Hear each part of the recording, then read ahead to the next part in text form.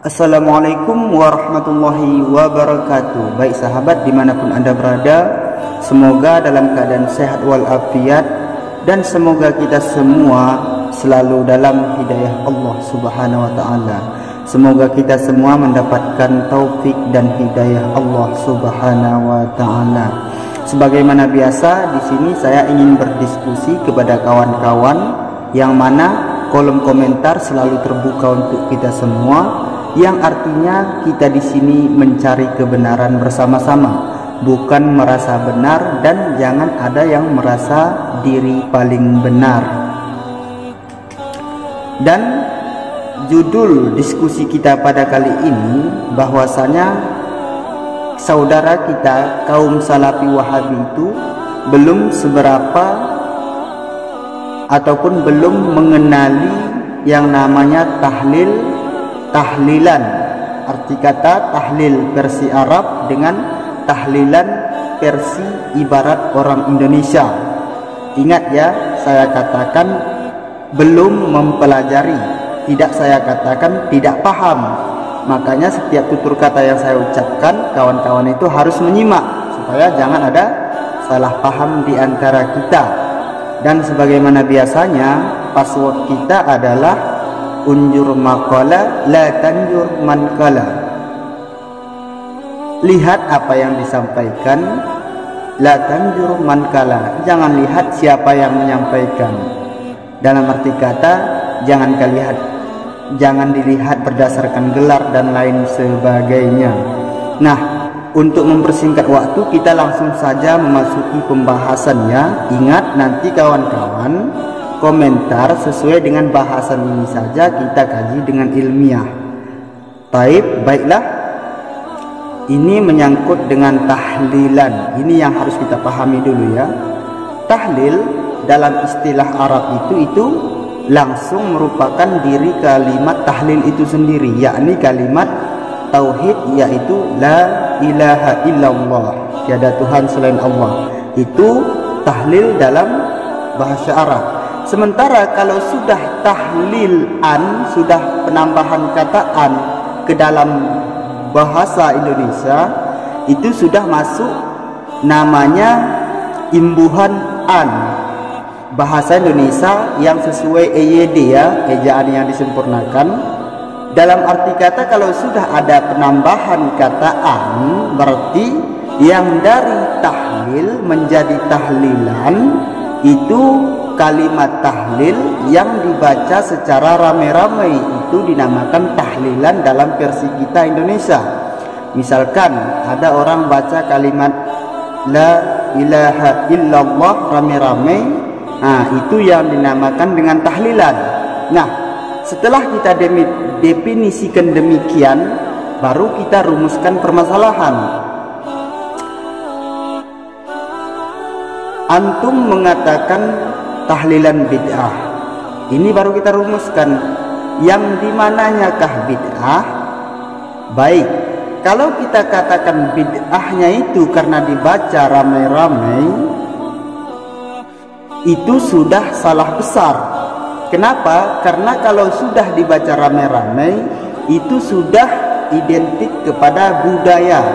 Artinya budaya ataupun kebiasaan yang dibaca ramai-ramai, yang dipimpin oleh seorang imamnya atau ustadznya. Nah, kalau sudah budaya itu yang kalian katakan bid'ah, itu jelas salah. Kenapa? Karena kita semua tentu sepakat bid'ah dalam hadis kullu bid'atin dalalah itu kan, itu dalam perkara agama, bukan perkara budaya. Jadi kalau yang antum bid'ahkan itu karena dibaca rame-rame kalimat tahlil, jelas itu salah. Itu dari diri tahlilan, dari budayanya. Kemudian apabila tahlil itu sendiri yang kita bid'ahkan, ini yang perlu diwaspadai, bisa keluar kita dari agama. Karena diri kalimat tahlil tadi yaitu la ilaha illallah. Sementara itu kan termasuk daripada rukun Islam, sebagaimana hadis yang diriwayatkan oleh Imam Muslim Al-Islamu artinya Islam, antashhadu an la ilaha illallah. Yang pertama, engkau bersaksi bahwa tiada Tuhan selain Allah. Nah, apabila kalimat tahlilnya yang kita bid'ahkan, na'udzubillah saudaraku, makanya pahami dulu mana tahlil dalam versi Arab dan mana tahlilan dalam bahasa Indonesia. Tadi sudah kita terangkan, tahlilan menurut versi kita Indonesia itu sudah dalam bentuk budaya yang mana rame-rame membaca kalimat la ilaha illallah. Jadi jelas kawan-kawannya. Dan ada pula kawan-kawan kita yang berkomentar, katanya tahlilan itu budaya Hindu. Na'udzubillah. Makanya kawan-kawan saudaraku, jangan kebanyakan mempelajari budaya lain sehingga kita lebih tahu budaya lain ketimbang budaya Islam itu sendiri. Sehingga apa yang terjadi, budaya Islam pun kita anggap budaya Hindu. Ini akibat dari lebih banyak belajar budaya lain ketimbang budaya sendiri. Makanya kawan-kawan waspadalah. Itu kawan-kawannya. Jadi makanya hukum tahlilan itu kita kaitkan dengan hukum dasar Islam. Hukum dasar Islam itu kan 5. Yang pertama wajib, sunat, haram, makruh, mubah. Nah, seharusnya apabila menghukumi sesuatu, kita kembali dulu ke dasar yang 5 ini. Nah, apabila kita kaji dengan berdasarkan yang 5 ini, kemanakah hukum tahlilan tadi? Nah, di sini bila tahlilan tersebut dibaca sesuai dengan tuntunan syar'i, dalam arti kata bacaannya fasih, kemudian dalam majelis pembacaan tersebut tidak ada unsur kemaksiatan, maka itu bisa saja hukumnya sunnah.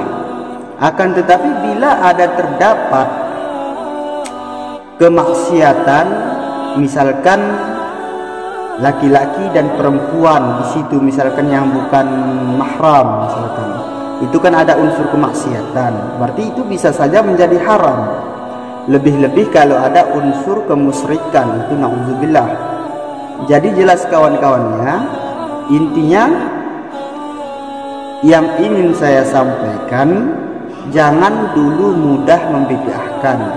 Tapi bila kita menghukumi sesuatu, usahakan deskripsikan terlebih dahulu suatu permasalahan, baru kita menyimpulkannya.